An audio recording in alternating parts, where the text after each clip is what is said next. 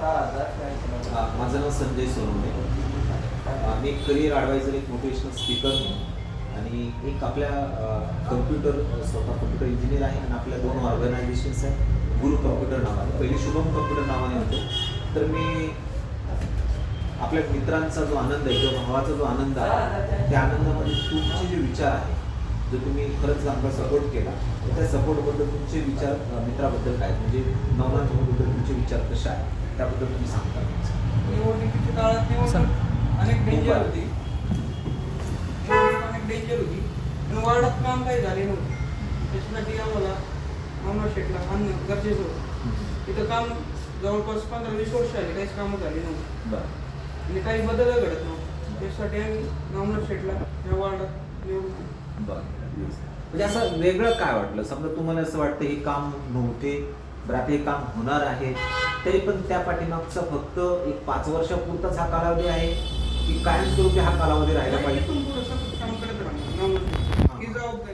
ही जबाबदारी त्यांच्यासाठी काय मेसेज देतात तुम्ही? समजा ते जे कमी वयामध्ये स्वामी विवेकानंदांचे विचार घेतले, आईवडिलांचा आदर्श घेतला आणि त्यांच्या इच्छाशक्तीला एक प्रबळ तयार करून त्यांनी त्यांचं एक नेतृत्व तयार केलं, याबद्दल तुम्हाला काय वाटतं? त्यांची काम करायची इच्छा होती. देखील भरपूर दिवस झाले तिथं काही काम होत नाही, हे देखील मी बघितलं होतं. त्याच्यामुळे त्यांना याच्यात येण्याचं भाग पडावं लागले काम करण्याचं. त्यांचे शांत वाटतं, शांत आहे शांत आहे म्हणजे कारण का? कारण स्वामी विवेकानंदच्या विचारामध्ये ते शांत आहे. तुमचं नाव काय वाटतं?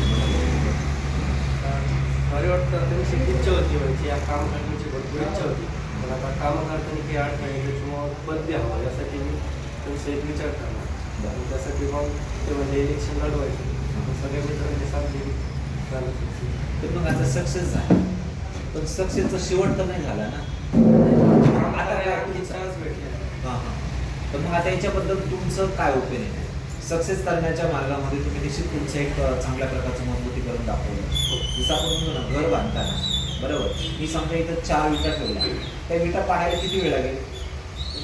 इझी पडते. समजा त्याच्यामध्ये वाळू टाकली तर किती वेळ लागेल पाडायला? टाईम लागेल का? बरं. आणि सिमेंट वाळू एकत्र करून त्याची एक भिंत बांधली ती किती वेळ लागेल? तर एक मजबूती असं वाटतं की तुम्ही असं त्यांना एक खंबीरपणे साथ दिली, मग त्या विचारावर तुमचं काय होणार काय? कामं करत राहायची. ठीक आहे, ओके, नाईस. तुम्हाला काय वाटतं? आता आमचं कसं आहे, आम्ही लहानपणापासून म्हणजे क्लासमेटच आहात. आम्ही क्लासमेट आहे. आम्ही शाळेमध्ये पण समजा शाळेमध्ये असल्यापासून आम्ही ते कॉलेजमध्ये आम्ही सोबत होतो आणि एक मैत्री आमची म्हातारे होतो तोपर्यंत आम्हाला सेट आहे, तोपर्यंत आम्ही त्यांना खंबीरपणे आणि त्यांना साथ द्यावा. त्यांच्या पाठीवर खंबीरपणे निर्णय त्यांनी घ्यायचा आहे, आम्ही त्यांच्या मागे कोणत्या निर्णयाला साथ द्यायला लागले. तर समजा निर्णय पण समजा एखाद्या वेळेस जर चुकीचा निर्णय झाला तर तुमचा निर्णय होणार नाही एवढी आम्हाला खात्री आहे. याला म्हणतात ट्रस्टिंग पाहिजे, एवढा विश्वास लागतो. म्हणजे आपल्या मित्रावरती कसा विश्वास असला पाहिजे, तर म्हणजे लक्षात दोघेजण चुकीच होणार नव्हता, पण मित्रता ती आहे की माझा मित्र कसा असो पण माझी खंबीर साथ तुझ्या प्रत्येक कामामध्ये असेल. नाईस, खूप छान. क्लॅपिंग करतो. अजून काय मेसेज देईल तुम्हाला सर? आता काही नाही, फक्त आता आम्ही जे आपल्याला पद भेटले त्याच्या पदाचा पुरेपूर जनतेसाठी चांगला उपयोग करायचा, जनतेपर्यंत आपण इथून तळागाळाच्या लोकांपर्यंत आपण पोहोचायचं. तुम्हाला काय वाटतं? समजा आता जनतेने तर सगळेच जर वोट करणारे नसतात, बरोबर ना? आता त्याचं कसं असतं, ज्याने आपल्याला मतदान केलं तो पण आपला, ज्याने नाही केलं तो पण आपला. कोणाच्या आपला काय त्यांच्या समजा वैयक्तिक दुश्मनी नाही.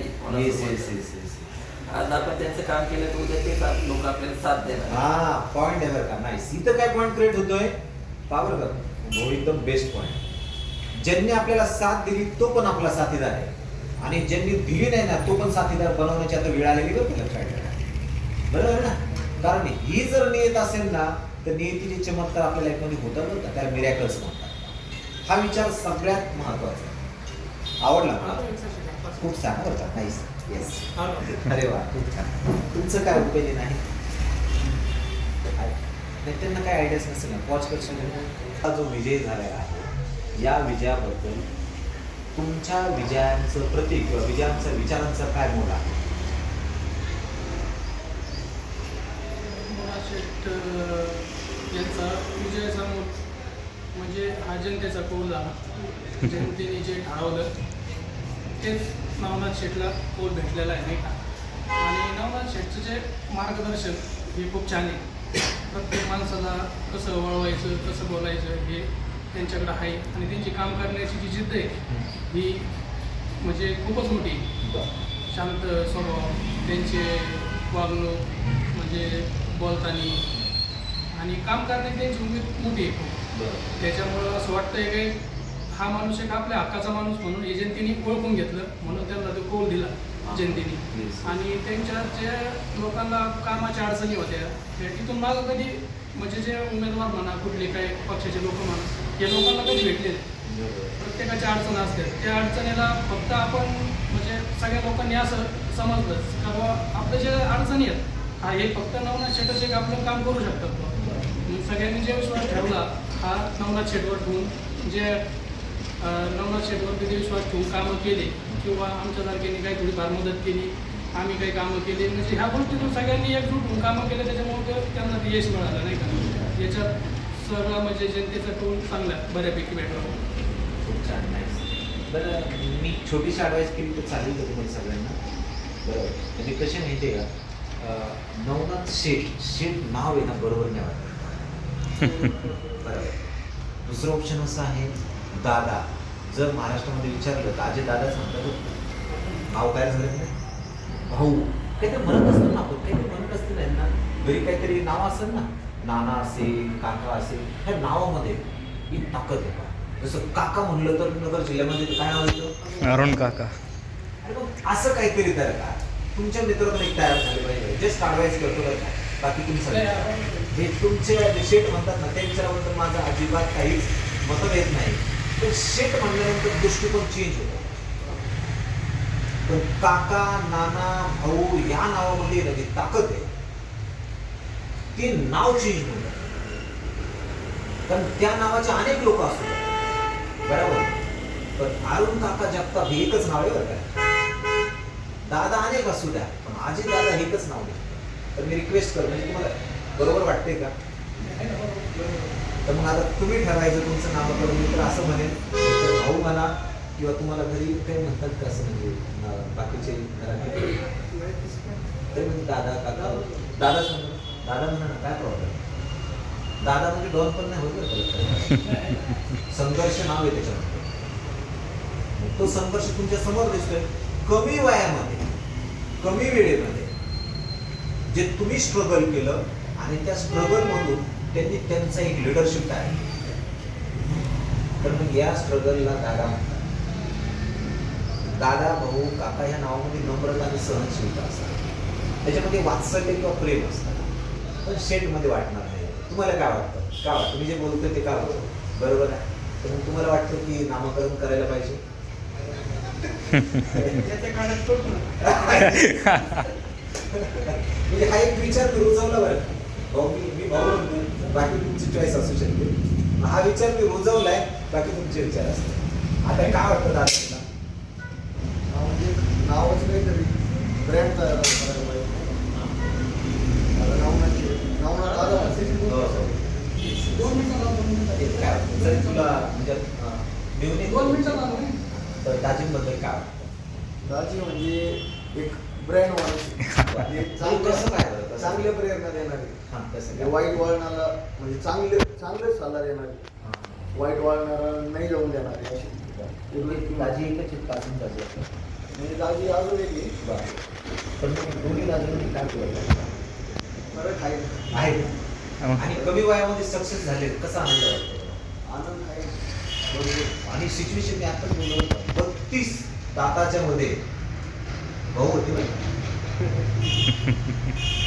जरा टंग म्हणतो बरोबर ना.